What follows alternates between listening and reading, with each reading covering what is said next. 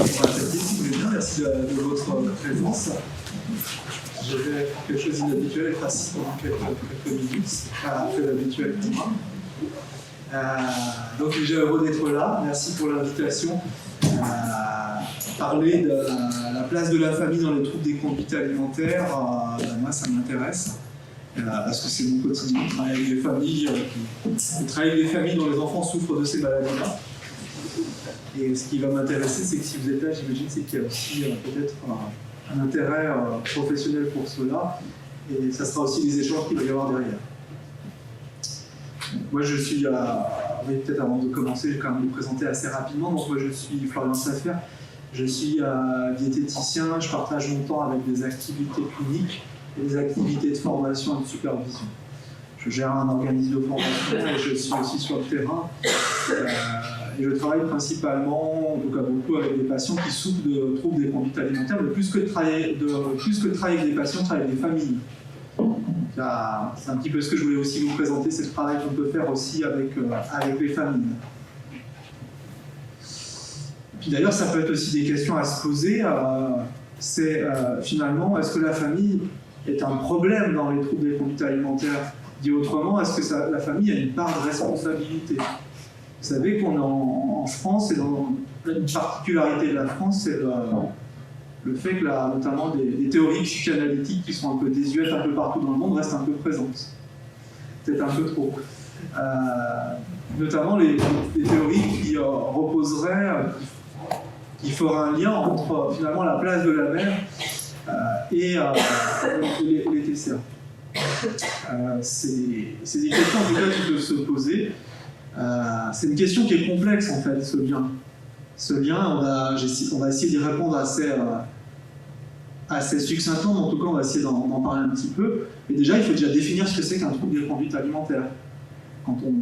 Et qu'est-ce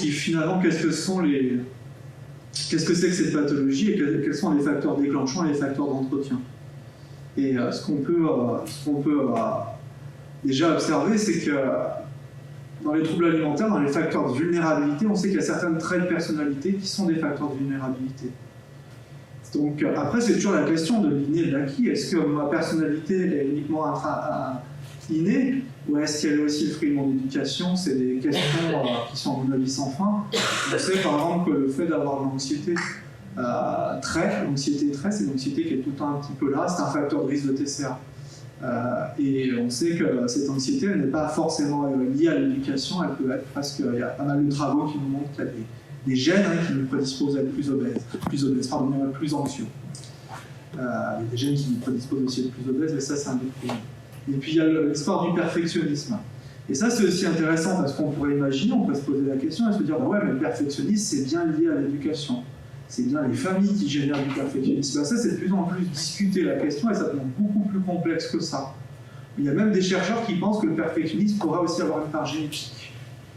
D'ailleurs, nous, on voit des familles dont les enfants sont très perfectionnistes, ont des troubles des conduites alimentaires, mais les parents n'ont pas, où l'éducation n'était pas du tout avec des exigences hautes.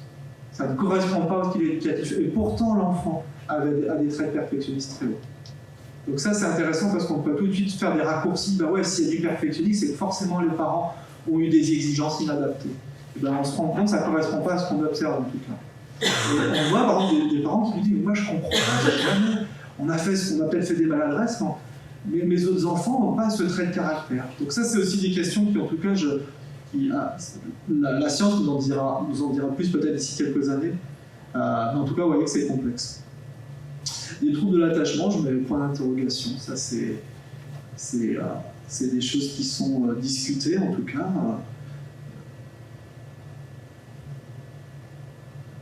Les compétences relationnelles, ouais, on a remarqué, par exemple, que le fait d'avoir des déficits de compétences relationnelles, c'est-à-dire d'habilité sociale et autrement, la capacité à rentrer en lien, à communiquer, est un facteur de risque de TCA. Et de nouveau, est-ce que c'est inné, est-ce que c'est acquis? Est-ce que c'est la famille qui est responsable de ça? Ça doit... c'est à réfléchir. Les influences sociales, bah ouais, les influences sociales, c'est quoi? C'est la société dans laquelle on évolue. On est quand même dans une société qui est globalement plutôt grossophobe. On parle même de grossophobie médicale ordinaire aujourd'hui, hein. C'est-à-dire quand vous posez la question à quelqu'un d'obèse s'il a déjà été victime de discrimination médicale par rapport à son poids, moi quand je pose la question, j'ai 100% de réponses positives. Hein. Donc dans une société qui plutôt dévalorise, qui associe la minceur au contrôle, ça a forcément des rôles. Donc là, la famille a pas beaucoup de responsabilités, mais ça peut être aussi l'influence sociale familiale. Peut-être qu'effectivement, si on grandit dans une famille où la minceur est idéalisée, ça peut avoir un impact. Les troubles de l'interoception, c'est des choses qu'on retrouve de plus en plus dans les TCA. C'est quoi les troubles de l'interoception? C'est un truc un peu pompeux pour dire des difficultés à ressentir ce qui se passe dans le corps. Est-ce que c'est de la faim? Est-ce que c'est de la fatigue? Et on a montré que l'interoception basse était associée à une mauvaise perception du corps. Or, c'est un facteur central dans le trouble des conduites alimentaires, c'est d'avoir une perception erronée de son corps. Une relation à son corps problématique qu'on va retrouver dans la grande majorité des cas. Et il ne semble pas que la famille ait grand-chose à voir avec ça. Il y a des facteurs génétiques. Alors oui, la famille a beaucoup de choses à voir avec la génétique, mais ce n'est pas éducationnel. Oui, il y a des gènes de troubles des conduites alimentaires. Le fait d'avoir... On a observé que dans une fratrie, chez des vrais jumeaux, des jumeaux homozygotes, si un des enfants a un TCA de type restrictif, l'autre jumeau a 40 à 50% de probabilité d'en avoir aussi. Alors chez les jumeaux hétérozygotes, il y a des gènes. Hein. On voit que c'est quelque chose de très multifactoriel finalement. Hein. Une estime de soi dépendante de l'image. Donc effectivement, on pourrait peut-être imaginer que si on a grandi dans une famille où on était plutôt valorisé par rapport à notre image, ça puisse avoir une influence. Des événements traumatiques éventuels et des compétences émotionnelles qui peuvent être aussi en partie nos compétences émotionnelles sont en partie acquises. On peut se poser la question de quelle est la part de responsabilité de la famille, mais si on s'intéresse un peu au sujet, la littérature nous montre qu'il n'y a pas de lien vraiment évident entre le style éducatif et les TCA. Donc plutôt, moi ce qu'il faut retenir, c'est que les parents ne sont pas coupables de ce qui se passe pour leur enfant. C'est juste un coup de pas de bol. Nous, en tant que soignants, c'est déjà de pouvoir aussi dire vous n'êtes pas responsable de la maladie de votre enfant. Ça ne veut pas dire que vous n'avez pas une petite part de responsabilité, mais qui ne fait pas des erreurs dans l'éducation de ses enfants, qui a élevé c'est peut-être le métier le plus dur au monde, je crois, éduquer un enfant. Hein. Je pense que même les meilleurs parents du monde sont forcément maladroits, au moins. Moi, je me considère comme un excellent père, je suis vraiment au-dessus de la norme, je suis vraiment là. Et 60% du temps, je suis bon, mais 40% du temps, je suis vraiment nul. Mais en fait, je crois même que je me suis réévalué un peu, parce que quand je demande à mes enfants, ils ne m'attribueraient pas tout à fait ce score-là. Donc, même avec mes biais de surestimation, etc. Donc, les parents, on va plutôt nous les considérer dans les troubles des conduites alimentaires, non pas comme des coupables, mais des victimes de la situation. Ils subissent une situation de la maladie de leur enfant. Donc c'est très très important aussi parce que quand on considère les parents comme coupables, on en arrive à des soins qui sont totalement inadaptés, notamment la parentectomie, c'est-à-dire retirer, c'est-à-dire le soin vise à enlever, c'est-à-dire l'hospitalisation vise à couper l'enfant de ses parents parce qu'il y a une relation toxique entre les deux, c'est pas du tout ça. Au contraire, un enfant qui souffre de cette maladie-là a besoin du soutien de sa famille. Ici, la famille est en mesure de le donner. Si on a une famille maltraitante, négligente, certainement pas, mais les parents sont en mesure d'être là pour l'enfant, on va vraiment les considérer comme même des ressources y compris, on va le voir dans le soin. Hein. On va même les considérer comme des ressources précieuses. Donc pourquoi j'en parle? Parce que si vous travaillez avec des gens qui souffrent des familles, il y aura beaucoup de culpabilité. Qu'est-ce qu'on a mal fait? Qu'est-ce qu'on a mal fait? Et ça c'est important aussi de pouvoir expliquer. L'état de la recherche ne nous montre pas que la famille soit vraiment un facteur central. Ça ne veut pas dire qu'elle n'a pas d'influence, mais c'est certainement pas là. Ça peut exister des troubles alimentaires, vraiment il y a des négligences, etc. Mais moi, c'est pas ce que j'observe uniquement. La majorité des parents qu'on voit sont des parents bienveillants, aimants, attentionnés envers leur enfant. Alors, ce qui est important aussi, si vous êtes professionnel de santé, moi j'aime bien aussi communiquer auprès des parents, des médecins généralistes, etc., c'est de donner un maximum de repères aussi aux familles sur qu'est-ce qui doit alerter. Parce que les parents peuvent être, en tout cas, aussi un rôle dans la détection finalement de troubles de conduite alimentaire qui peuvent survenir chez leur enfant. Donc les signaux d'alerte, C'est important de les connaître, et c'est important de les connaître pour les professionnels de santé, parce que si un parent nous parle de ces signaux d'alerte, on pourra mieux adapter le soin. Donc les signaux précoces, c'est quoi? Comment on peut savoir qu'un enfant bascule dans les troubles des conduites alimentaires, un enfant ou un ado? C'est un discours qui commence à associer alimentation et poids, qui devient assez fréquent. Exemple, ça fait grossir, ça fait pas grossir. Les frites, ça fait grossir, ça fait grossir. Normalement, c'est pas l'alimentation n'a pas d'action sur le poids. L'alimentation, normalement, nous permet d'être dans un état d'équilibre. On n'est pas quelque chose qui impacte le poids, mais qui impacte bien notre équilibre. Donc ça, c'est quand on commence à voir ce type de discours apparaître. Un discours qui commence à associer l'estime personnelle et le poids. C'est-à-dire, elle a de la volonté, elle a perdu du poids, elle est grosse, elle a pris du poids, c'est qu'elle doit être sans volonté. Quand on voit ce discours apparaître chez les adolescents, ça doit nous alerter. Dans les autres signaux d'alerte, vous avez l'euphorie du contrôle. Alors ça, c'est quand même quelque chose qui est hyper important à comprendre. Qu'est-ce que c'est que l'euphorie du contrôle? On est bien dans les signaux précoces. Qu'est-ce que ça veut dire? C'est que la maladie est en train de se mettre en place, le trouble alimentaire est en train de se mettre en place. Et vous allez avoir des personnes, souvent je parle au féminin, mais c'est un abus de langage, parce que le sexe ratio est à peu près à 9 femmes pour un homme. Il y a quand même des hommes qui souffrent de ces maladies-là. L'euphorie de contrôle, c'est quoi? C'est des personnes qui vont commencer, en fait, ça commence tout doux un trouble alimentaire. Ça commence par des petits changements au départ dans l'alimentation, comme retirer la crème dessert pour manger une pomme. Et puis, on va voir que la personne prend du plaisir à mettre du contrôle, prend du plaisir à commencer à enlever, prend du plaisir, parce que c'est une addiction, les troubles alimentaires. Au début, il y a une euphorie du contrôle. La personne, un adolescent qui bascule dans les troubles alimentaires, dans la phase qu'on va appeler lune de miel, les premiers mois, il est dans une toute puissance. Et son estime personnelle est au maximum. C'est-à-dire qu'il va être un peu shooté au contrôle. Il va manger moins, il va en être content. C'est après que ça devient le bazar. Une euphorie de la perte de poids. C'est important parce que souvent ces signes au départ ils sont valorisés par la famille et l'entourage. Ah ben je vois que tu fais gaffe à ta nourriture, je vois que tu fais attention, je vois que tu as perdu du poids, ça te va bien. La personne est déjà dans une euphorie, on vient renforcer ça socialement en lui disant ah mais c'est bien, je vois que tu manges sainement, hein, tu ne manges plus la crème dessert, tu manges la pomme, puis tu as perdu du poids, ça te va bien. Et puis des réductions du répertoire alimentaire. C'est-à-dire que c'est assez, c'est jamais tout le tour, c'est assez progressif. Hein. Au départ, je fais un peu attention, puis hop, au bout d'un moment, bah ouais, il n'y a plus de féculents, puis au bout d'un moment, hop, ça se restreint de plus en plus. Certains aliments sont totalement exclus du répertoire. C'est pas la même chose qu'un jeune qui fait un peu attention à sa nourriture, qui mangeait des crèmes d'Annette tous les repas, qui en mange plus qu'un jour sur deux. Et là, à la limite, c'est un peu faire attention à soi. Là, ça va commencer à totalement disparaître du répertoire. Et s'il commence à avoir des excuses pour éviter les repas, donc ça, c'est des signes d'alerte. Non, ne m'attendez pas, en fait, j'ai pris un gros goûter, j'ai pas faim, je mange pas ce soir. Hein, c'est des choses qu'on va commencer à voir apparaître. Attention, la personne, là, n'est pas dans un état de souffrance, elle est dans un état d'euphorie. Hein, c'est ce qu'on appelle la période de lune de miel, qui va durer, 2 mois, 3 mois max. Parce que la personne a des stratégies de contrôle de la nourriture qui boostent son estime personnelle. En fait, là, dans cette phase-là, pour l'enfant ou l'adolescent, il n'y a pas d'effet secondaire néfaste de la maladie. Vous posez la question, ils vont dire non, tout va bien, moi, si j'ai jamais été aussi bien de ma vie, j'ai perdu du poids, je mange moins, j'ai du contrôle, tout va bien. Et puis, vu que vous avez vu que dans les facteurs de risque, c'est le perfectionnisme, vous allez retrouver, je ne vais pas dire que tous les patients qui souffrent de troubles des conduites alimentaires sont perfectionnistes, mais un grand nombre, ils ne savent pas faire les choses à moitié, ils rentrent vite dans un engrenage. Une augmentation de l'activité physique, tous ces signes-là doivent alerter les parents. Alors, s'il y en a un isolé, c'est pas un problème, mais quand on commence à voir ça qui commence à apparaître, c'est peut-être des signes précoces de TCA. Le répertoire, des excuses pour éviter les repas. Attention, il y a très peu de souffrance à cette étape-là. C'est ça qui est difficile à identifier, c'est qu'il n'y a pas beaucoup de souffrance. C'est même un peu l'inverse.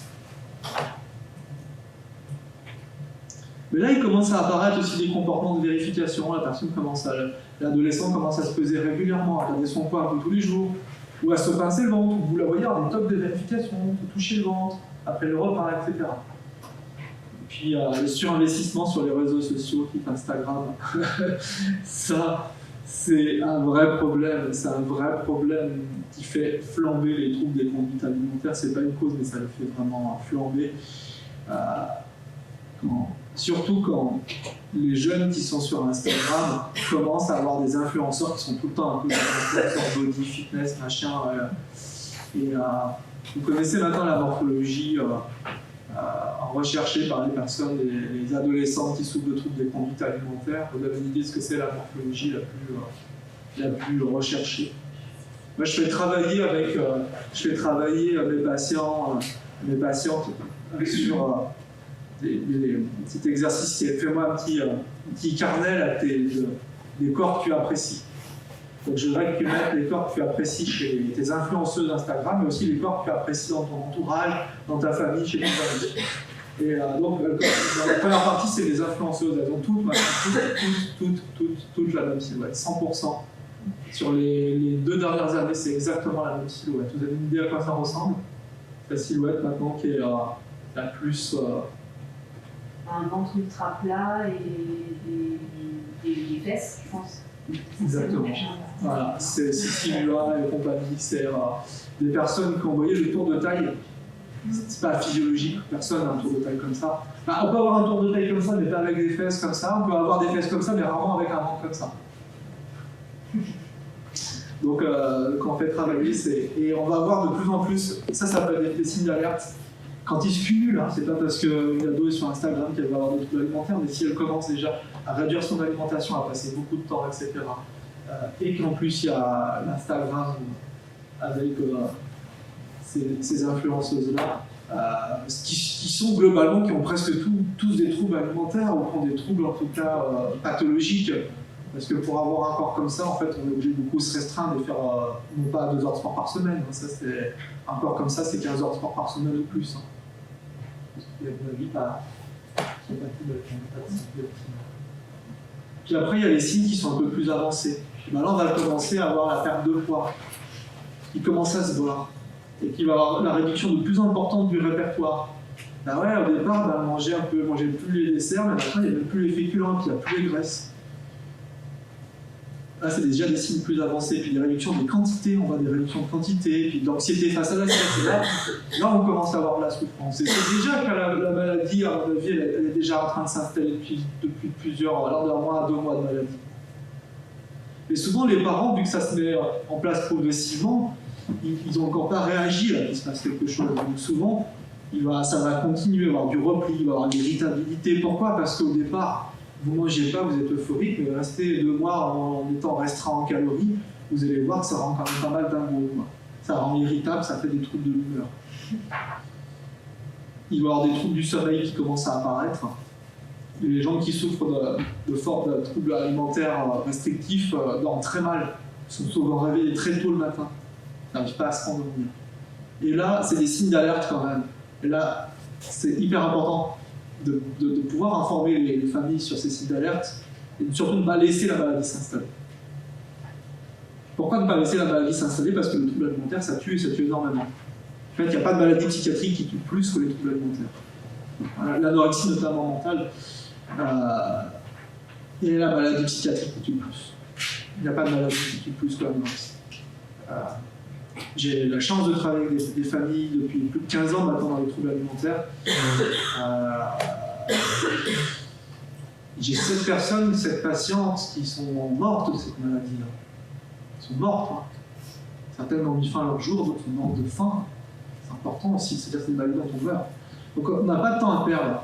Et c'est très important parce que souvent, qu'est-ce qui se passe? Ces signes apparaissent. Et les familles, elles ne savent pas si c'est normal ou pas, elles attendent. Et puis du coup, elles se retrouvent avec des situations qui s'aggravent et qui sont pires. Et idéalement, nous, on aimerait bien les recevoir là, quand c'est pas encore trop installé.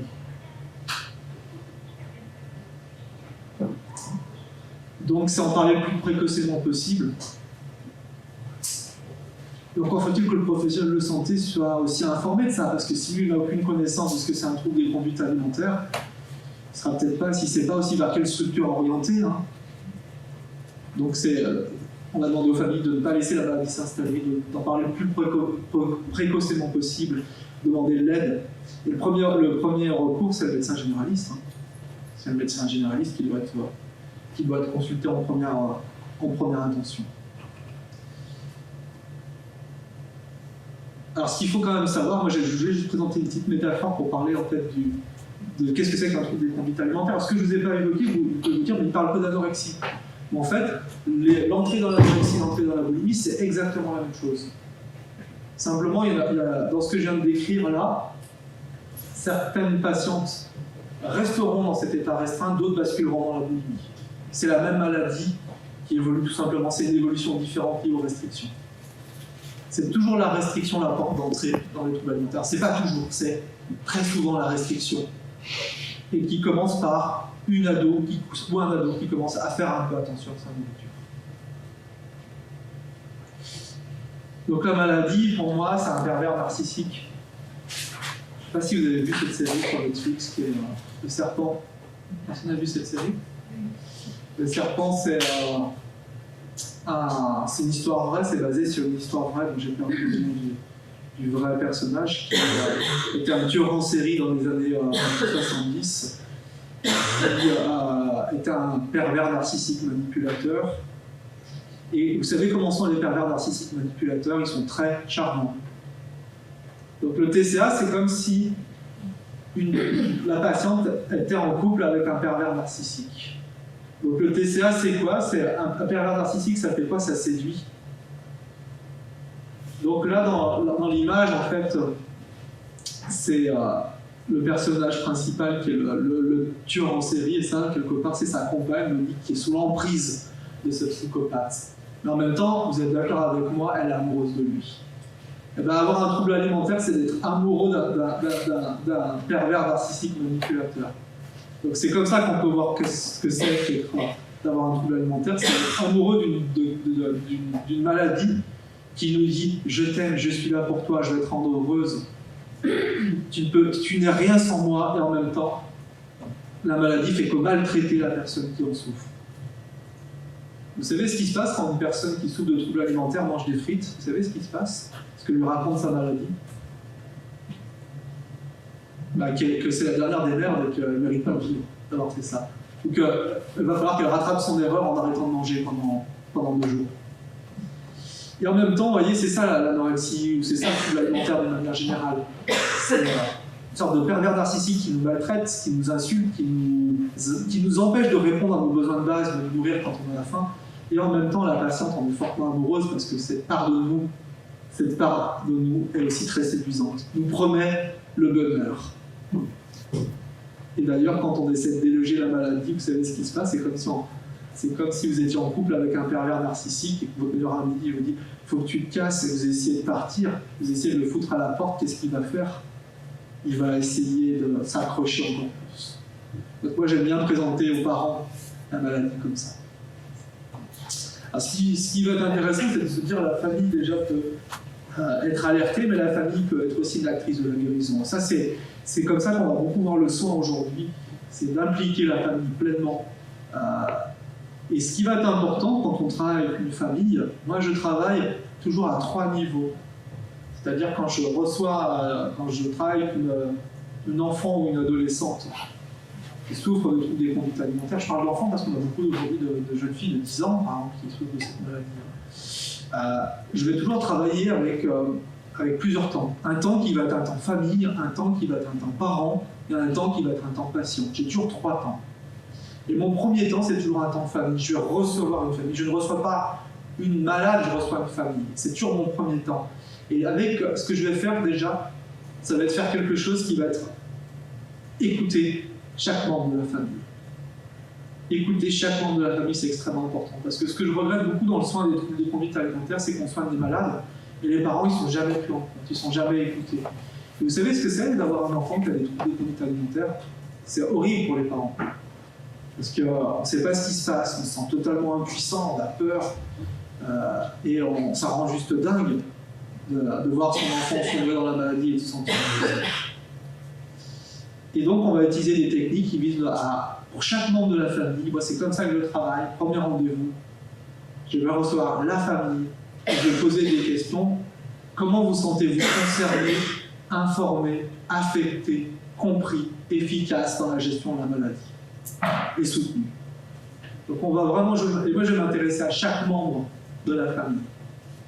Parce qu'il y a la maman qui se sent impuissante et qui est dans la culpabilité, puis il y a le papa qui ne comprend pas et qui se met en colère, qui dit tous les jours à sa fille « Mais pourquoi tu ne manges pas? Arrête ton caprice !» Et comment vous, Pierre, vous vous sentez affecté par cette situation? Je me sens impuissant, je ne comprends pas. Ah ok, donc on va vraiment s'intéresser à chaque membre de la famille. Donc ça c'est souvent un temps important. Il doit y avoir vraiment un temps assez régulier, ça sera des consultations juste par an, où je vais m'intéresser à comment les parents vivent avec cette... comment ils gèrent, comment ils le vivent. Donc c'est hyper important. Vous, comment vous vous sentez efficace pour aider votre fille? Parce qu'un père qui crie sur sa fille pour la faire manger, c'est quand même une tentative de résolution de problème. Moi, je préfère toujours des parents qui agissent de manière maladroite que des parents qui n'agissent pas. Et de se dire, mais comment ça marche? Comment vous vous sentez efficace quand vous faites ça? Quand je lui crie dessus, c'est que je vois pas comment je peux faire autrement. Ok. Et ça peut être, mais comment vous vous sentez compris aussi? Ça peut être une question qu'on peut poser à l'enfant qui est malade. Donc le message que j'aime faire passer, c'est que quand un enfant ou un adolescent souffre de troubles de conduite alimentaire, c'est hyper important de recevoir les parents, de les écouter, d'entendre, de leur expliquer aussi ce que c'est que la maladie, les informer sur la maladie, les informer sur le soin, s'intéresser à comment ils vivent, s'intéresser à ce qu'ils font pour aider leur enfant. Et vraiment être hyper présent. Parce que souvent les psychologues reçoivent les patients, mais pas les parents. Le diététicien reçoit l'enfant, mais pas les parents, etc. C'est super important de les impliquer, de les écouter. Parce qu'on va les utiliser, les parents. Vous allez voir ça, on va vraiment s'en servir. On va demander de faire des trucs vraiment pour sauver leur gamin. Et je voulais vous parler d'un traitement notamment qui inclut les familles, qui est malheureusement très peu utilisé en France, qui est pourtant un des traitements les plus efficaces de l'anorexie mentale, en ambulatoire en tout cas. Traitement ambulatoire. On va avoir besoin aussi beaucoup d'hospitalisation, mais dans un traitement ambulatoire, c'est-à-dire ça va être la thérapie dite d'Odsley, ou Family-Based Treatment, avec un magnifique accent, qui se fait en 3 phases. Et là, on va vraiment demander du taf aux parents. On va leur demander de mouiller la chemise dans cet exercice. On va leur redonner même le contrôle de la situation. Et cette thérapie se fait en 3 phases. Il y a une première phase qui est extrêmement importante. Une adolescente qui est en train de basculer dans les troubles alimentaires. Si vous laissez la maladie décider ce qu'on mange à table, qu'est-ce qu'on mange à table? Des haricots verts, du poisson et des yaourts. Donc si c'est la maladie qui décide, qu'est-ce qui se passe pour l'enfant ou l'ado qui souffre de cette maladie? Qu'est-ce qui va se passer? La maladie elle va prendre de plus en plus de place et elle va se chroniciser. Donc ce qu'on va dire là, dans la première étape, c'est la première chose qu'on va faire, ce n'est pas la maladie qui décide ce qu'on mange, quand on mange et à quelle heure on mange. C'est nous les parents. Et c'est hard pour les parents. Parce qu'on ne va laisser aucune marge de manœuvre à la maladie. D'ailleurs, on peut poser la question à la patiente. Si on laisse la maladie te nourrir, comment elle va te nourrir la maladie? Je vais manger mes 1000 calories par jour. Donc cette phase-là, c'est le retour à un contrôle parental complet, où les parents devront faire preuve de beaucoup. Et là, il y a tout un entraînement qui doit être fait par les diététiciens, les psychologues, toute une équipe d'entraînement à la gestion de cette phase. Là, l'adolescent n'a aucune marge de manœuvre, aucune décision sur ce qu'il mange. Les parents reprennent le contrôle des quantités, des repas servis, des erreurs de repas. Et le but étant de remanger normalement. Non, parce que vous savez ce qui se passe sinon. La patiente, elle mange son petit poisson avec ses haricots verts et son yaourt, et puis on va lui dire maintenant ce qu'on va faire, on va remettre une cuillère de riz en plus. Vous savez combien de temps ça dure ça? Si on fait ça? Des mois, des années, et pendant ce temps-là, la maladie, elle fait quoi? Elle s'installe. Et chaque mois perdu dans cette maladie est un drame. Chaque mois perdu, c'est le risque de chroniciser. Donc le but de cette phase 1, c'est quoi? c'est la renutrition. Cette phase, elle doit permettre à la malade ou au malade de se renutrir toutes les 4 semaines sans retour en arrière. C'est-à-dire que là, cette phase-là, elle doit ramener la patiente à un poids normal avec renutrition toutes les 4 semaines sans retour en arrière. C'est-à-dire que si la patiente, elle commence à 36 kg, elle doit être à 36, 36,3, 36,4, 4 semaines après. Et 4 semaines plus tard, elle devra être à 36,9 ou à 40. À 37, pas 40. Et ainsi de suite, sans retour en arrière. Donc c'est ça le but. Et là, on ne peut pas laisser la maladie, parce que la maladie, si on laisse décider la maladie, ça sera des mois, des années où le BMI ou l'AMC ne montera pas. Donc là, ça va demander aux parents de faire un truc qui est super ingrat, d'être avec leur enfant et de poser un cadre ferme. Vous voyez les mots que j'ai mis en hashtag, bienveillance, communication, fermeté, soutien, encouragement. Ça va beaucoup ressembler à ma chérie, on va manger dans 1 heure, c'est ça qui est prévu. Non maman, je ne mangerai pas ça. Si, c'est ça que tu vas manger. T'en es capable, ma chérie. On est avec toi, avec ton père, on te soutient. Et les parents aident l'enfant à manger le repas dans sa totalité. Non, tu finis ton assiette. Ah, je peux pas maman. Bah, tu fais une pause, tu prends ta chambre. Là, on demande aux parents de vérifier que l'enfant est en train de se faire vomir ou faire autre chose. Hein, c'est des règles qu'on installe. Tu reviendras dans 5 minutes, mais tu finiras ton assiette, t'en es capable. Donc c'est à la fois, vous voyez, de rester très très ferme sans s'énerver. Donc on va beaucoup travailler avec des jeux de rôle, on va beaucoup travailler. Est-ce qu'ils sont déjà en mesure de le faire, hein? Et là, on va leur demander de faire ça jusqu'à leur renutrition de l'enfant. Il y a 2 possibilités, soit ils y arrivent, soit ils ont les compétences aussi. Imagine une famille où les parents ne s'entendent pas. Ça ne marchera pas. Et puis il y en a qui n'ont pas les... Donc on va développer beaucoup cette capacité à développer la bienveillance, la communication, la fermeté, le soutien, les encouragements. Donc les parents sont hyper présents pour l'enfant, ils la soutiennent. Je sais que c'est dur, tu vas y arriver. Non, des fois il y a des crises. Là, on va gérer dans le jeu de rôle des crises de panique. Il y a des fois les ados qui vont jeter leur assiette parce qu'ils sont en panique, c'est tout. Hein. Comment vous allez faire si votre enfant jette l'assiette? Non, moi je lui hurle dessus. Ok, c'est peut-être pas ce qu'il faut faire. On va avoir peut-être des alternatives. Moi je me résigne. Si c'est ça, je me résigne. Non, il ne faut pas se résigner. Il faut juste lui dire, ma chérie, ça a été dur, va prendre l'air, reviens dans une demi-heure. Donc là, cette étape, elle doit permettre la renutrition. C'est ça qui est important. S'il n'y a pas de renutrition, ça veut dire que la thérapie familiale ne marche pas, et ça veut dire quoi? Il faut changer de soin, il faut passer vers quoi? Vous avez une idée? Il n'y a pas d'alternative. Hein. L'hospitalisation, le plus rapidement possible. Qui est une très bonne option de soin. Excellente option de soin. On va faire cette étape jusqu'à ce que l'adolescente retrouve un poids normal, et un poids normal, se rapproche d'un poids normal, et là on va lui redonner de la responsabilité, on va lui redonner du contrôle, il pourra un peu plus choisir ce qu'il mange, il pourra un peu plus en discuter. Là, dans la première phase, il ne discute pas. Si, il peut avoir la discussion, non, je ne mangerai pas de pâtes, et donc ok, on fait quoi à la place du riz? Il n'y aura jamais de négociation. Là, dans la phase 1, on ne négocie pas avec la maladie. Pourquoi? Parce que quand vous négociez avec la maladie, vous savez ce qui se passe? Il n'y a plus de retour en arrière possible. Non, papa, non, je ne veux pas manger la tranche de pain, je ne veux pas manger la tranche de pain. Bon, d'accord, on l'enlève. Vous avez négocié une fois avec la maladie, le lendemain, vous ne pouvez plus mettre la tranche de pain. Donc, non, il y a la tranche de pain, t'en es capable, je sais que c'est dur, on est avec toi, ma chérie, tu vas y arriver. Il n'y a pas de négociation. D'accord, tu veux pas de pain? À la place, il y a 3 cracottes. Ou il y a 4 cuillères de féculents en plus. Mais il n'y a pas... on ne négocie pas avec la maladie de manière permanente. Ça peut arriver de négocier, mais il faut que ça soit équivalent. Tu veux pas ta viande, on fait du poisson. Donc là, le retour à une phase où... vous voyez la place de la famille, hein, comme... c'est les parents dans cette approche qui vont quasiment... qui vont faire le job. Voilà, une fois que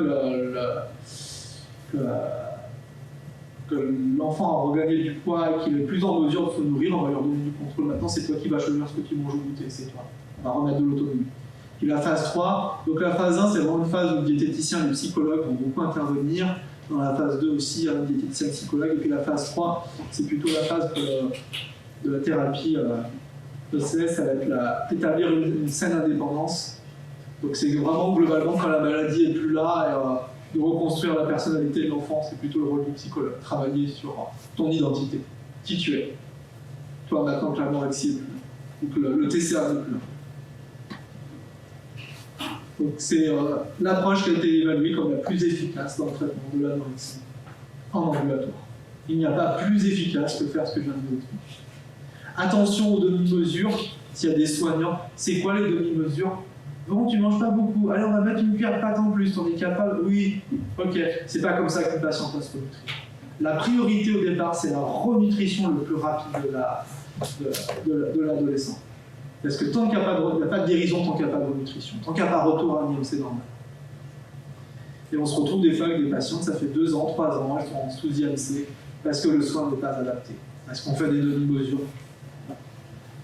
Et là, c'est... Alors, aussi, qu'est-ce qui peut être là, je reviens à la phase 1, on est sur le thème des parents. Il y a soit ça ne marche pas parce que les parents n'y arrivent pas, parce que c'est mine de rien, c'est pas facile. Hein. C'est pas facile. Hein. Tous les parents n'y arriveront pas. Donc ça peut être ça. Les parents n'y arrivent pas. La renutrition n'est pas là. Donc on n'a pas la règle des 4 semaines sans retour en arrière. Renutrition toutes les 4 semaines sans retour en arrière. Ou autre chose, épuisement parental, qui est assez fréquent dans la phase 1. On peut avoir l'épuisement parental. J'ai une maman qui me disait, moi c'est terrible, ma fille, elle passe à peu près 1h30 à table. Elle mange. Faut qu'elle mange, faut qu'elle coupe, elle machin. Et donc 1h30 le matin, 1h30 midi, 1h30 le soir. Donc là c'est plus que de la pérédance, c'est un métier, hein, plein temps. Vous imaginez, là on est à 5h30, c'est ça, à 4h30 par jour, plus après il fallait l'aider à faire les balades pour pas qu'elle panique après le repas. Je ne sais pas si vous imaginez le temps que ça consacre. Là on a plutôt basculé vers l'hospitalisation. Moi, là où je me questionne, c'est qu'effectivement, on parle du rôle des parents, mais dans la vie d'un enfant ou d'un adolescent, il y a aussi le fait que probablement il va à l'école. Comment on peut gérer ça? Parce que le parent va lui gérer quand l'enfant est à la maison, mais admettons, dans un cas d'anorexie ou de boulimie, s'il mange à la cantine parce qu'il n'y a pas le choix, soit qu'il décide de ne pas manger, soit qu'il décide de choisir ses aliments ou de se faire revenir derrière. Est-ce qu'on peut jouer là-dessus aussi ou... Ouais, c'est beaucoup plus compliqué. Alors après, du coup, on va demander aux parents de gérer les repas à la maison et de s'assurer qu'il y a de la renutrition régulière. Puis si on voit qu'on n'y arrive pas, que le IMC reste bas, bah, ça sera l'hospitalisation qui est souvent un très bon soin, souvent qui est utilisé comme pour faire peur. Attention, si tu ne te renutris pas, tu seras à l'hôpital. Non, c'est un autre soin. Quand le soin ambulatoire ne marche pas, qui est défaut. Il faut mieux un soin hospitalier efficace qu'un soin ambulatoire qui s'éternise et qui ne marche pas. Donc en fait, dans beaucoup de cas, on va avoir recours à l'hospitalisation. Non, énormément. On aimerait pouvoir y avoir plus recours, mais il manque de place. Donc aujourd'hui, on hospitalise les cas les plus sévères, pas forcément les cas qu'on a plus besoin. Il y a une autre chose que je voulais montrer, c'est qu'après une hospitalisation, ça c'est un autre modèle de thérapie, c'est pas la même thérapie, c'est une thérapie plutôt intrafamiliale, basée sur la communication. C'est Nathalie Godard en 2012 qui expliquait ça, c'est que après l'hospitalisation, le fait de faire une thérapie familiale basée sur la communication, qui dure 18 mois, ça multiplie par 3 les chances de retrouver un état de santé correct. Donc, si on trouve des thérapeutes qui font de la thérapie familiale pour travailler en post-hospitalisation, la thérapie familiale, d'abord, ça marche mieux que la TCC dans l'anorexie.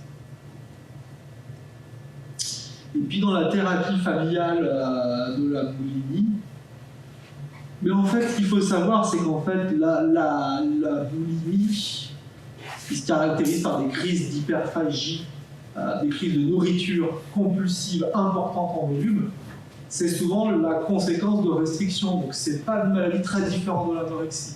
La porte d'entrée, c'est tout le temps la restriction. C'est simplement des fois en termes de personnalité, les gens qui ont plutôt des troubles, des traits plutôt impulsifs, vont plus basculer sur des formes où ils alternent hyper-contrôle et perte de contrôle. Mais en tout cas, ce qu'on sait, c'est que le fait que ça se dispute beaucoup à la maison, qu'il y ait des tensions dans le système familial, est un bon prédicteur, en fait, aggrave très fortement la survenue de la crise boulimique chez les adolescents. Donc nous, on va vraiment travailler aussi avec les familles pour leur dire faut que vous trouviez des solutions pour mieux discuter, pour mieux vous entendre, pour mieux communiquer, pour moins vous disputer, pour parler aussi de choses sympas. Déjà de recréer un repas qui va être un repas où c'est sympa. Puis vraiment pouvoir se dire, si vous ne vous entendez pas dans le couple, faites une thérapie de couple, voire séparez-vous, je ne sais pas, trouver des solutions. En tout cas, plus il y a des tensions dans une famille, entre les membres de la famille, plus ça aggrave les troubles des conduites alimentaires de type compulsif. Donc ça, c'est des choses qui sont... Donc on va tout le temps, on va travailler beaucoup, même dans le boulimie des adolescents, avec les familles. Comment ça se passe à la maison? Comment ça se passe le repas? Le repas, moi, déjà, mon père et mon frère, ils ne peuvent pas s'entendre là. Donc déjà, le repas est à la gueule. Ma mère, elle n'en peut plus parce qu'elle voit cette dispute. Moi, de toute façon, je me faire disputer pour mes résultats scolaires. Puis en plus, mon père en a marre du travail. On va se réunir tous ensemble, on va en discuter. On va déjà s'assurer qu'on puisse au moins remettre de la convivialité, des émotions positives autour de la table. Peut-être que si vous avez là, on va aussi beaucoup travailler là-dessus. Et du coup, on va beaucoup aussi orienter, moi je suis diététicien, je ne suis pas psychologue, vers des thérapeutes qui vont travailler sur le système familial pour les aider à mieux communiquer, mieux échanger, peut-être à résoudre de manière plus saine leurs difficultés relationnelles. Je crois que c'était la dernière info, parce qu'il me laisse du temps un petit peu pour des questions et des échanges autour de ce thème de la famille. Vous voyez que j'ai plutôt placé comme des coupables, à la fois comme il faut porter de l'attention aux membres de la famille, il faut les soutenir, les aider, mais aussi comme des co-soignants, quelque part, voire même comme des soignants dans la thérapie avec nos 3 étapes, parce que c'est eux qui vont beaucoup bosser. Je suis curieux d'avoir vos questions, vos retours. Il y a plusieurs questions. Vous parliez tout à l'heure du coup de thérapie d'hospitalisation.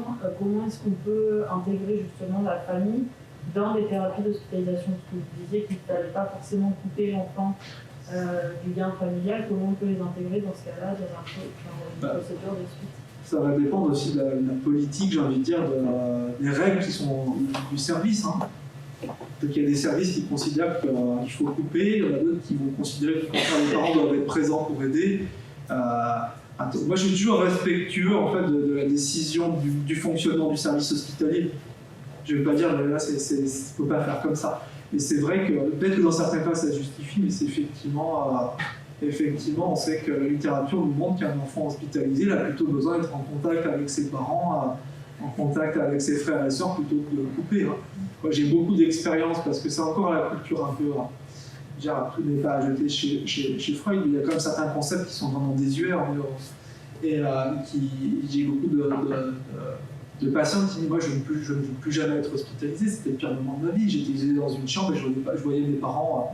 Un quart d'heure, une ou 2 fois par semaine, j'ai pas vu ma soeur, j'ai pas vu mes amis, etc. C'était extrêmement traumatisant. Et la littérature nous montre plutôt qu'il faut apporter la présence du soutien pendant l'hospitalisation. Il y avait une autre question. Oui, alors moi j'en reviens juste à la phase 1 en fait. Ce qui m'interpelle, c'est qu'effectivement les parents doivent imposer des bases et revenir justement sur la bienveillance, la fermeté, et justement comment ça se passe quand on a l'enfant en face à soi et qu'on lui dit maintenant tu montres ton assiette. C'est pas une peur de retomber dans une extrême de l'autre côté, c'est le forcer à un moment. C'est pas le forcer, c'est que si on laisse la maladie faire, cet enfant va chroniciser cette maladie. C'est pas ça, c'est juste que être bienveillant, c'est vouloir le bien, c'est pas être gentil. Donc, mais par contre, on va vraiment travailler les habiletés communicationnelles avec les parents, on va vraiment le jouer en jeu de rôle. Et en fait, ils doivent vraiment. C'est pas évident en fait, pour les parents, parce qu'ils doivent rester calmes, ils doivent rester souriants, ils ne doivent pas se laisser embarquer. Donc, des fois, moi, je joue en jeu de rôle avec les parents, les psychologues, on joue dans l'équipe avec laquelle je travaille. Donc, je peux être amené à le faire comme les psychologues sont amenés à le faire, mais vraiment, je vais jouer on va jouer avec les parents. Je peux insulter. Papa, c'est ça que tu veux me rendre grosse, je te déteste, c'est ça que tu veux me faire manger. Comment vous réagissez ça? Maman, tu veux me faire manger, tu veux me rendre grosse, c'est ça, tu veux me rendre grosse, c'est ça que tu veux faire, tu veux me rendre grosse. comment vous réagissez? Bah, c'est quand même normalement, quand on a un être humain normalement constitué, c'est quand même pas évident de rester calme, serein, avec un grand sourire, à dire ah, chérie, je vois que tu es emportée par des émotions, je t'invite à aller prendre l'air, et on en discute ensemble, tu n'es pas en état de communiquer avec moi. Normalement, nous, parents. Mais c'est horrible, justement, moi, je suis une maman et je me dis que déjà quand il faut leur faire finir leur assiette gentiment, poliment, c'est compliqué. Donc en plus, quand il doit y avoir la maladie par-dessus, ça va être très compliqué de la part des parents. Enfin, les parents, ça va pas être simple la première fois qu'ils doivent mettre cette phase. Je conçois le côté où les parents sont complètement démunis et que. Bien sûr. Bien sûr. Et puis ce qu'on va leur dire, c'est que vous allez faire au mieux, qu'il peut-être y a des moments où vous allez péter des câbles, peut-être que des moments où vous n'allez pas y arriver. Et quand vous pétez des câbles, simplement derrière, il faudra en parler avec votre ado. Lui dire désolé, hier j'ai pas géré, j'étais à bout. Et puis on va en discuter souvent, parce qu'il peut avoir l'épuisement. Peut-être que... Et on va vraiment le travailler avec les ados, on va vraiment le travailler avec les jeux de rôle, et on va leur dire vous faites au mieux. Qui est le plus à même de faire ça avant tout, si c'est des questions à se poser? Oui, parce que là on en revient à recréer un contexte de repas après. Parce que les parents, au bout d'un moment, ça va être électrique à bout. Ouais, c'est ça. C'est vraiment, ça peut être la question dans le couple. Qui se sent le mieux d'avoir le rôle principal là-dedans? Ah bah, j'ai une maman qui me disait ouais, mon mari, moi, il est d'un calme, il est stoïque, bah, c'est son job. C'est son job. Et donc, on va beaucoup travailler autour de ça, mais c'est vraiment pas ça. Moi, ce que je dis aux parents, c'est le travail que je suis en train de vous donner, c'est le truc le plus dur que vous aurez à gérer dans votre vie. C'est le plus dur job, vous n'avez pas plus dur comme job. Et normalement, nous parents, on ne va pas faire ça avec nos enfants. Rien ne prépare des parents à gérer un truc de conduite alimentaire. Donc ça marche bien quand même il y a de l'entente parentale. Par exemple, deux parents qui ne s'entendent pas, il ne faut pas faire ça, il faut aller vers l'hospitalisation. Peut-être plus rapidement. En tout cas, en ambulatoire, c'est ce qu'il faut faire. Il ne faut pas faire demi-mesure où on rajoute une pierre de pâte, on va la détester un mois après. Allez, qu'est-ce que tu es capable de faire? Puis on voit, moi j'ai tellement vu des patientes qui étaient accompagnées des fois sur des suivis ambulatoires pendant un an et demi, sans renutrition. C'est un drame. Parce que c'est laisser la maladie s'installer. C'est laisser la maladie s'installer. Laisser la maladie s'installer, non, c'est juste pas possible. Et c'est ce que vous évoquez est totalement juste, c'est un effort, c'est pas simple, hein, on voit bien. Donc il faut que j'aille demander à mes gamins de ranger leur chambre, qu'ils le fassent sans s'énerver, sans que je m'énerve moi, et y arriver quand même. C'est tout sauf simple. Ouais. Là, vous parlez beaucoup de renutrition dans les cas d'anorexie mentale, sur certains cas de boulimie ou de boulimie aussi, donc c'est qu'il n'y a pas forcément de perte de poids. Comment est-ce qu'on peut aider les parents, eux, à évaluer l'état de renutrition de leur enfant sur des cas pathos qui seront un petit peu plus piégés là-dessus? Souvent, il n'y a pas de dénutrition, mais il y a des restrictions. Oui. Ils font en fait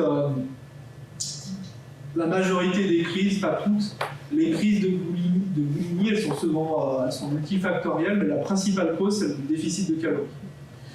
Donc en fait, typiquement, l'ado qui a des crises de boulimie, souvent, elle essaie de se restreindre pour gérer son poids, elle craque, et puis après, elle a la compulsion, puis derrière, elle s'en veut d'avoir la compulsion, donc de nouveau, elle se restreint. Donc c'est le premier levier, c'est déjà le repas en famille où on mange.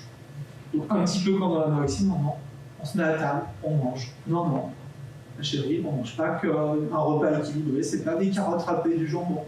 C'est pas ça, un repas équilibré. Donc on va quand même être sur ces bases-là, parce que c'est quand même le premier facteur. Après, il y a aussi les crises qui ne sont pas liées à la restriction calorique, qui sont liées à la gestion des émotions. Mais tant qu'on n'a pas ces crises-là, la première intention, c'est quand même de manger suffisamment pour ne pas être restreint. Donc la majorité des jeunes femmes qui souffrent de boulimie ou d'hyperphagie boulimique, c'est la même chose que la boulimie sans les comportements compensatoires, vomissements lactatifs, ont des préoccupations excessives en termes d'image corporelle. Donc on va quand même réassurer, se dire le repas est un moment où on se nourrit. Et on va essayer de limiter les tensions dans la famille. Oui, Sophie. Au niveau des 3 niveaux que tu as cités, famille, parents, enfants, qu'est-ce que tu conseilles au niveau de la fréquence et de l'alternance des rendez-vous par rapport justement aux 3 phases? Ouais, ces 3 temps qui peuvent être des fois sur les mêmes consultations. Alors je peux par exemple avoir un temps, par an. J'aime bien quand j'ai des temps par an, par contre, dans mes temps par an, mes temps par an, il n'y a pas d'autre. Dans mes consultations par an, je n'ai pas d'autre temps. Donc ça, c'est quand même très fréquent. J'ai envie de dire, surtout au départ. Quand on fait ça, en fait, je suis presque que du temps par an. Dans la première phase dans la première phase de notre thérapie de Maudsley, je fais beaucoup de temps par an. Parce qu'il faut que je travaille les habilités relationnelles, les habilités émotionnelles, que j'ai le feedback, quoi. Est-ce qu'ils y arrivent? Est-ce qu'ils y arrivent? Est-ce qu'ils ne sont pas en train de devenir dingos? Est-ce qu'ils ne sont pas en épuisement? Donc, ouais, je veux dire, peut-être au moins une fois toutes les 3 semaines, voir les parents. Après, je peux avoir des consultations qui vont être parents. Famille, enfant, c'est-à-dire un temps famille, un temps enfant. Moi, j'aime bien les consultations famille, de manière générale, avec les techniques d'entretien circulaire qui impliquent chaque membre de la famille. Donc, dans les techniques d'entretien circulaire, ça peut être des choses comme on a toute la famille et on va parler à la patiente, à ton avis, Émilie, qu'est-ce qui est le plus dur pour ton papa?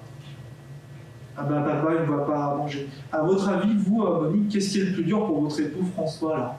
Ben, je crois qu'il se sent démuni. Donc on va beaucoup travailler là-dessus autour de ces axes-là. Moi je travaille beaucoup là dans des entretiens dits circulaires, on va faire avec notamment beaucoup, comme je l'ai évoqué là, des questions par prise de perspective. Des fois c'est une question que je vais poser à l'enfant. À ton avis, qu'est-ce que tes parents n'ont pas compris de ta maladie? Ben, en fait, ils croient que je fais du cinéma, mais en fait c'est juste que j'y arrive plus. Ah ok. On va beaucoup travailler avec la famille. Moi, c'est comme ça que je travaille. D'ailleurs, on parle d'anorexie et de boulimie, je travaille exactement pareil avec les enfants qui souffrent de la maladie d'obésité. Tout le monde a la même maladie. Beaucoup d'enfants obèses présentent des tests. Beaucoup, non même.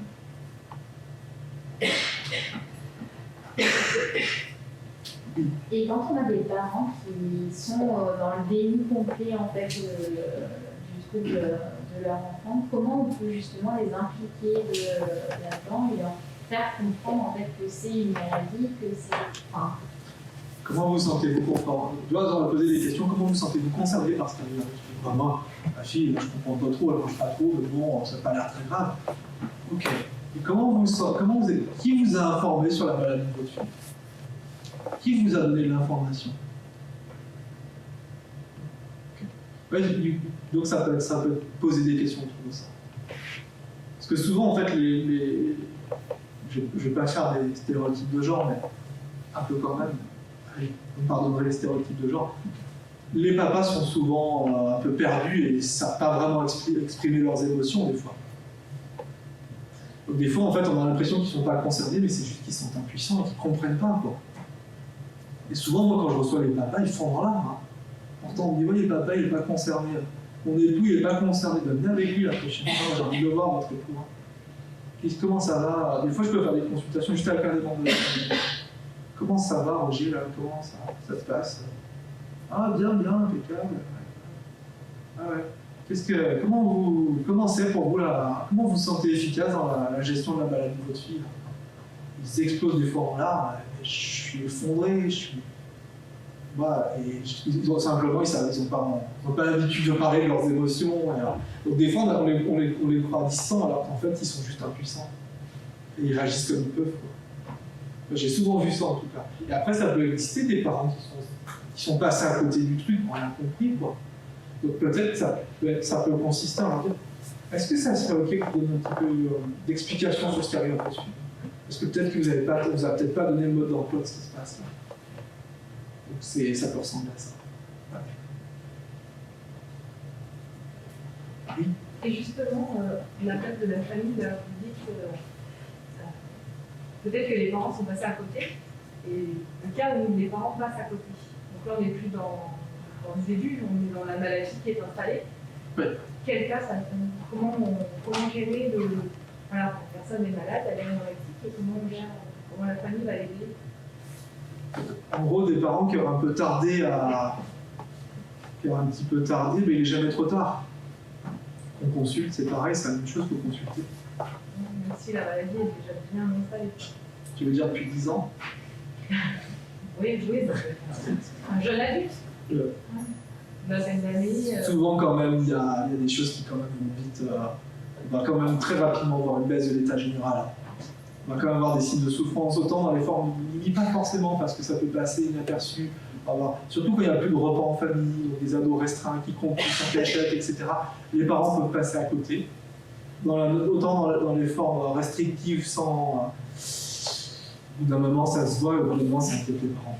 Parce qu'après, l'ado ou la jeune fille peut commencer assez tardivement, on va dire, au collège, lycée, et après, quand elle quitte le nid en faisant ses études supérieures, elle a plus ses parents avec elle. Et là ça s'installe. Ouais, ça peut. Comment... Ça peut, en fait, il faut bien quand même savoir que la phase de lune de miel, elle est très très courte. Hein, c'est la phase où on voit des effets positifs. Elle est très très puissante, elle est très très courte. C'est un peu comme si vous êtes c'est la même chose que chez les dépendants à l'héroïne. Toutes les personnes qui sont dépendantes à l'héroïne disent les 2 premiers mois c'était juste génial, je prenais la drogue, c'était super bien, je planais, j'étais plus anxieux. Puis après, tout le reste de ma vie, ça a été juste un cauchemar. La TCA, c'est pareil. Donc, les patientes étudiantes qui sont dans leur appart, elles vont venir consulter un médecin. Elles vont consulter le service de soins de l'université, elles vont consulter leur médecin, elles vont appeler un diététicien, elles vont appeler un psychiatre. Et moi, très très souvent, chez les étudiantes, je vois que soit elles arrivent à gérer elles-mêmes. Gérer elles-mêmes, c'est quoi? C'est genre la même chose. Es-tu en mesure, ce que je te donne là, c'est je te donne 2 mois pour te renutrir avec une renutrition. Pour commencer ta renutrition, montre-moi que pendant 2 mois, tu es capable de le faire toute seule. Si tu n'es pas capable de le faire toute seule, il faut que tu rentres chez tes parents. C'est souvent ça que je leur conseille. Ou que tu te fasses hospitaliser.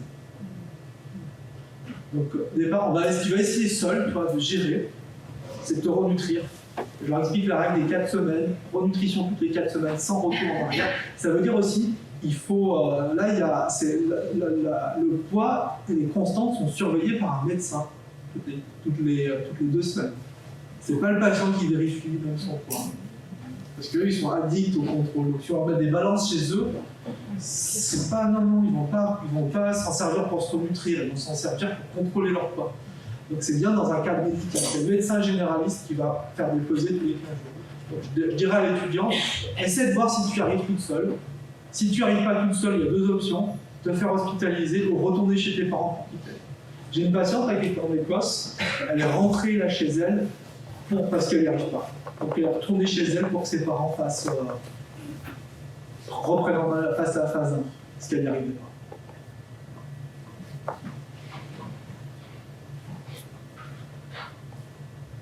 Mais comment on fait quand c'est installé depuis 10 ans, que c'est un jeune adulte ou un jeune adulte et qu'il y a du refus d'hospice parce que justement il y a déjà eu des hospices traumatisants et qu'on est face à quelqu'un qui a un PCA et qui a déjà écumé des diètes, des environs et qu'on la récupère, on en fait quoi? Qu'est-ce qu'on a comme levier? Ouais, en fait, il y a une sorte. On sait que passer 7 ans, c'est plus compliqué. Mais il y a toujours des possibilités de soins. Alors, ouais, ils ont écumé, ils ont déjà vu plein de diététiciens, de psychologues, mais est-ce qu'ils ont vu des gens formés? Alors, il y avait des travaux qui nous montraient que seuls 20% des patients souffrant de TCA bénéficiaient d'un soin adapté, d'un soin expert, d'un soin avec quelqu'un qui connaissait suffisamment pour accompagner. Donc, on sait, chez dans la TCC, dans la prise en charge de la bulimie, il y a une TCC bien particulière qui existe. Il n'y a que 20% des psychologues TCCistes qui la connaissent. Donc c'est aussi se dire aussi, peut-être que vous avez consulté beaucoup, mais peut-être que vous n'avez pas encore rencontré les bonnes personnes. Donc ça va être aussi ça. Peut-être que vous avez déjà été hospitalisé, qu'il n'y a pas eu une bonne hospitalisation, que vous n'avez pas des bons souvenirs, parce que ça fait 10 ans qu'il y a 10 ans, on va traumatisé, mais peut-être que ça pourrait être aussi autre chose, l'hospitalisation. Il n'est jamais trop tard pour aider une personne à se renutrir, si vous parlez d'anorexie chronique en tout cas. Il est jamais trop tard. Parce qu'en fait, ces personnages, vivre avec une anorexie chronique, l'anorexie chronique, c'est juste une demi-vie, quoi. C'est de la survie, c'est pas de la vie, quoi. C'est compliqué, on n'a plus vraiment de levier, et ils ont déjà tout, ils ont l'impression d'avoir déjà tout testé, et ils sont aussi dans leur propre déni. Ils sont aussi quelquefois un petit peu, alors menteur c'est peut-être pas un terme très positif, mais à occulter la vérité, la réalité, on est face à un mur, quoi. Je pense qu'ils sont surtout très impuissants. Oui, c'est clair. plus que menteur. Et quand on en est là, qu'est-ce qu'on a comme Ouais, comme technique le lien avec l'intervention d'après, il faut vraiment déjà orienter vers un centre référent qui va pouvoir aussi orienter vers des gens qui sont très aguerris Oui, déjà dans cette prise en charge. Recréer de l'espoir. Recréer de l'espoir. C'est important de semer des petites graines d'espoir. Pour les soignants, ça peut être ça. Ça peut être des fois, ça peut être. Bah ouais, j'entends qu'au bout de 10 ans de maladie, personne n'a pu vous en sortir, c'est normal que vous ayez plus d'espoir. C'est normal qu'il y ait une part de vous qui sent totalement. C'est assez logique. Moi, j'aurais de l'espoir pour vous. J'entends que c'est pas des cas faciles. C'est pour ça qu'on fait tout pour que ça ne se chronicise pas. On fait tout pour que ça ne se chronicise pas. Passer ces temps, effectivement, s'il y a des modifications cérébrales qui font que c'est plus compliqué, attention, on a quand même des cas de patients qui avaient 10 ans d'anorexie chronique qui sont dans des phases de rémission. Qui restent avec des TCA mais qui regagnent de la qualité de vie. Donc c'est plus les mêmes objectifs. parce que des fois nous inconsciemment soignants de toute façon avec elle on peut rien faire, je la reçois, je suis gentil, on discute, mais de toute façon si moi dans mon logiciel je me suis dit de toute façon c'est cuit. C'est un petit peu comme à l'école quoi. Vous savez, on a montré par exemple qu'à l'école quand les enseignants en maternelle faisaient déjà inconsciemment des pronostics sur qui ira jusqu'au bac. Et ben on a montré que si un enseignant se disait de toute façon lui, bon, on va faire ce qu'on peut, il ne faut pas espérer grand-chose. Il y a plein d'études pour montrer ça, que ça impactait aussi la réussite scolaire. On a montré que certains enseignants, en fait, ils ont une foi absolue dans la capacité de leurs élèves à y arriver. On a montré que ces enseignants-là, ils arrivaient toujours à faire progresser les élèves, quoi. C'est presque cliché de dire ça, mais c'est important que nous, on ne tombe pas aussi dans un soignant dans la résignation. C'est dire non, on va y arriver. Garde l'espoir, il n'y a pas de raison.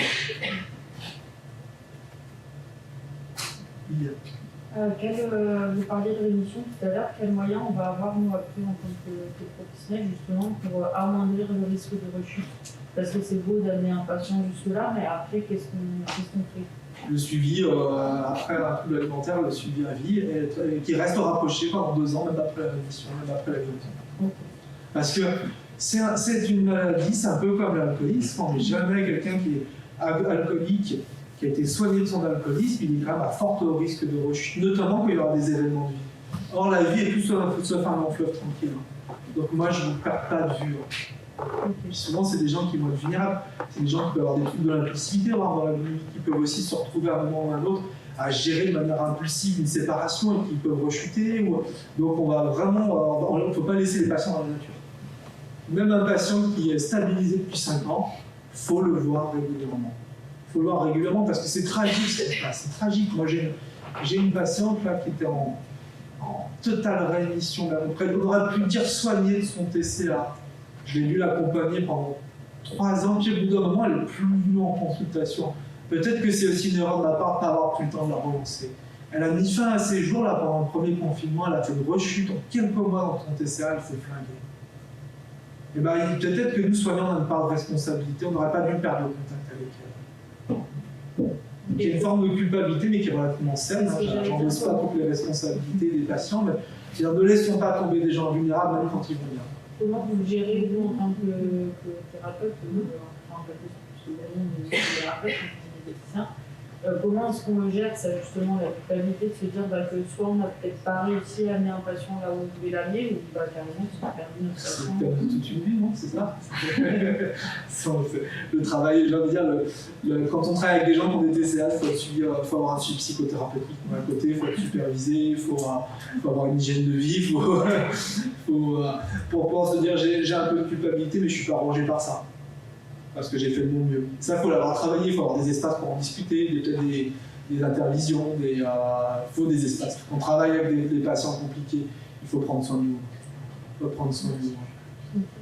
moi, j'ai toujours un peu de culpabilité, mais je ne suis pas bouffé par la culpabilité. Sinon, ça serait pathologique aussi. Et ça se travaille, effectivement, c'est pas toujours ça.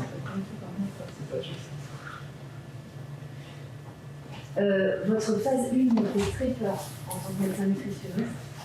J'ai très peur du syndrome de malnutrition inappropriée. On a une patiente que j'ai vue hier soir aux urgences pour œdème des membres inférieurs, pas possible. Elle est rentrée justement chez ses parents pour essayer de mettre fin à son trouble. Elle a remangé normalement alors qu'elle était en oxymentale. kg depuis quelques mois.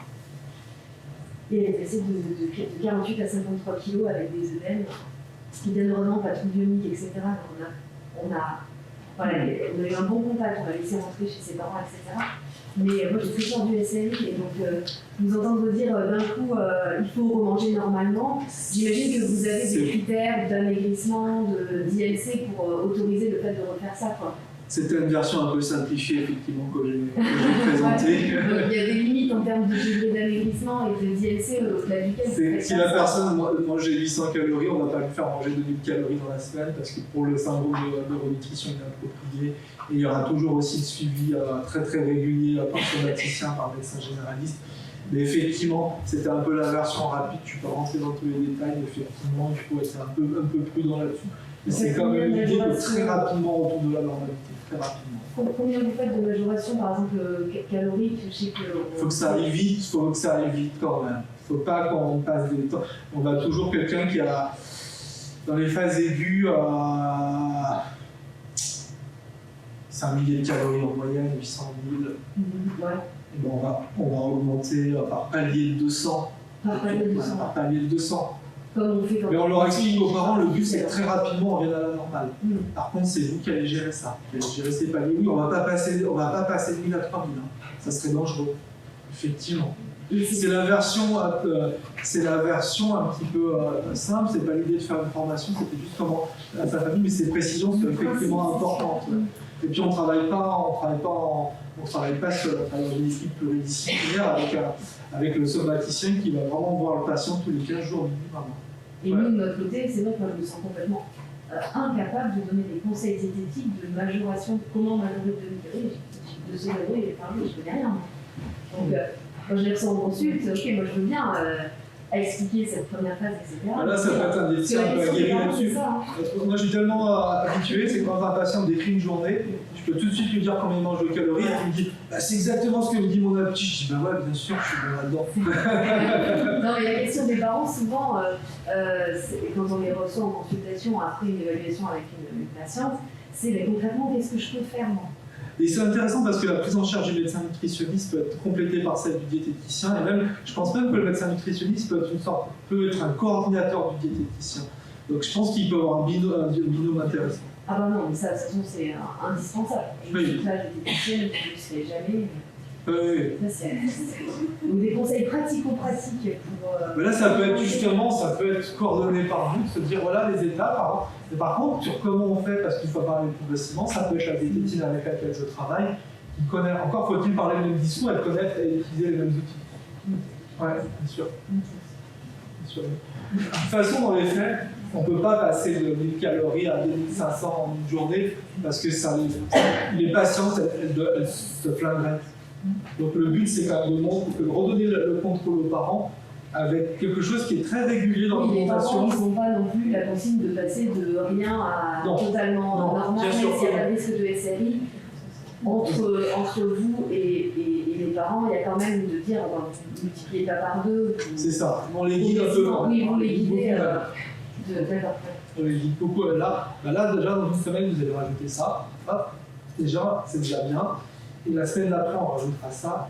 Par contre, on ne va pas non plus mettre des années à retrouver la normale, parce que le but, c'est quand même la renutrition. Effectivement, c'est une bonne remarque. Merci d'avoir posé cette question, parce que ça, effectivement, ça apparaît pas de manière formelle.